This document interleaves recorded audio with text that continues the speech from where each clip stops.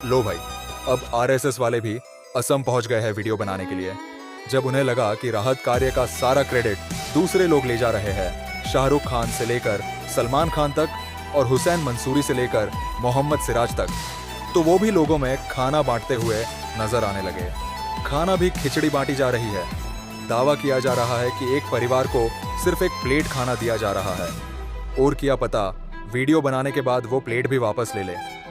भाई दिल पर मत लेना, इनकी फितरत ही ऐसी है